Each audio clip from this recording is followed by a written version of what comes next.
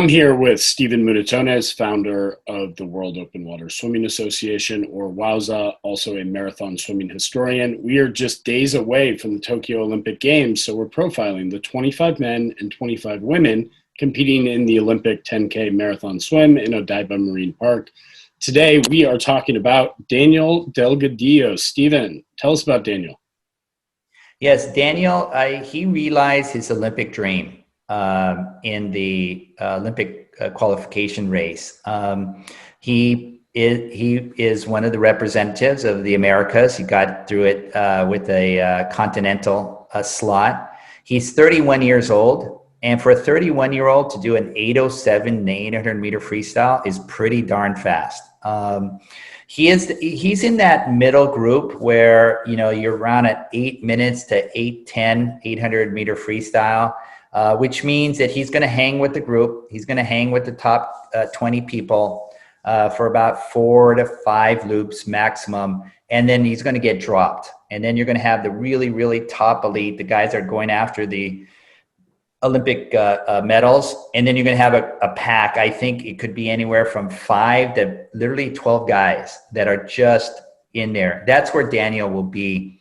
I mean, he's been around for a long time. He's participated in the Caribbean Games, the Central American Games, Pan American Games. On occasion, he can crack the top 10 in a World Cup event on the FINA circuit on occasion, but mostly he's in that 11th through 17th slot throughout his career.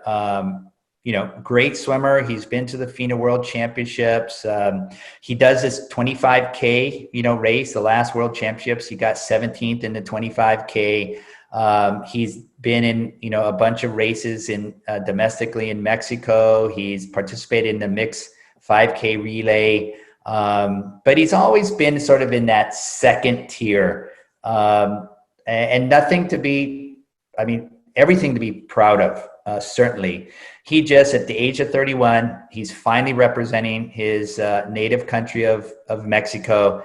I think he's going to swim very well. He's going to be very proud of himself. And, swimmer like that to hang in at the age of 31, finally realize your Olympic dream is fantastic. Great. Stephen, why don't you take a minute and tell us about the Olympic berth and the continental structure that got him into the Olympics? Okay, so the brain trust of the FINA Technical Open Water Swimming Committee, what we wanted to do was to look at the ability to make open water swimming back in 2005 a truly global sport.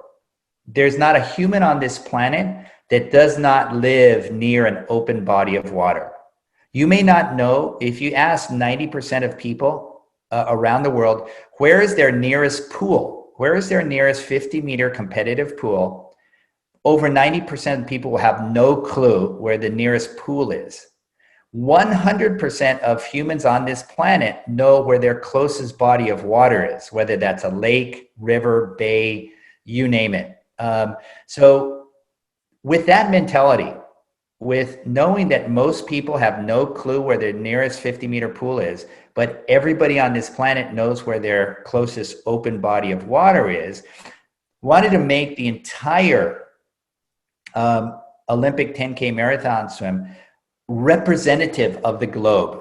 And so there was actually a 3-structure qualification sort of the selection process. Yes, it can get a little bit complicated, and I will leave out, tiny details, but in essence, you qualify in 3 ways. First way, easiest way, but also the most competitive way, is to be in the top 10 at the previous year's World Championship. So because of COVID, we selected the 2019 FINA World Championships, and the top 10 guys, regardless of country, regardless of age, regardless of continent, qualified. And that's the Florian Wellbrocks, the Ferry Wertman of the world. The next 10 guys were the top 10 swimmers, regardless of country, with a few exceptions, in the second Olympic 10K qualifier, which in this year was held in Setúbal Bay in Portugal. Now, I say with one exception, if your country had already qualified someone in the previous world championship, so let's say Jordan Wilimovsky was the American, the lone American to qualify, the USA could not send another swimmer for the second qualification. And the thought process there is, we got maximum 10 countries in the first 10. Let's get another group of 10 countries in the second group. So yes, the first group is the top 10 in world championships. The second 10 are the top 10 in the second qualification swim.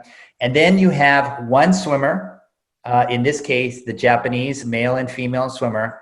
They are the host country, and in every Olympics, the host country always gets an automatic bid into having at least one of their athletes into the Olympics. So in the case of China in Beijing, the Chinese got a swimmer in. In the case of Great Britain, a British swimmer was in. In the case of Tokyo Olympics, the Japanese swimmers were in. So that leaves 4 slots. There's 25 finalists. So 10 world championships, 10 second qualifier, 1 host country, and that leaves 4. And those 4 are the top continental finisher for Oceania, Asia, the Americas, Europe, and Africa.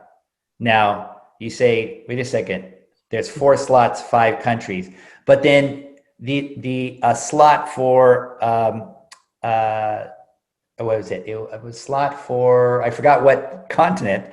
They already had their qualifiers. So in the case of, let's say, the men's race, you had a Bill Thorley of Hong Kong.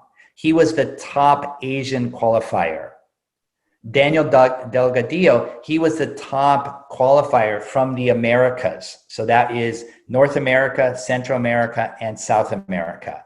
So let's say Daniel Delgadillo, when he really analyzed the race, he was racing against, let's say, the Brazilian swimmers or the Canadian swimmers, etc. He was racing against other guys to get that continental spot. So yes, it's a little bit complicated, and sometimes there's different permutations.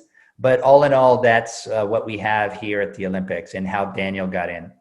Great, Stephen. It sounds like we're really optimizing for global participation.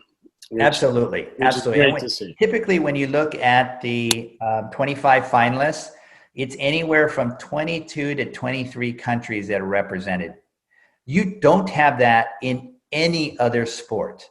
When you look at beach volleyball, when you look at the men's 400-meter freestyle, when you look at the men's 100-meter dash, when you look at the decathlon, you generally don't have 22, 23 countries represented amongst the top 25 finishers at the Olympics. So, the fathers of the Olympic marathon swim did a great job to make our sport as representative of the globe as possible.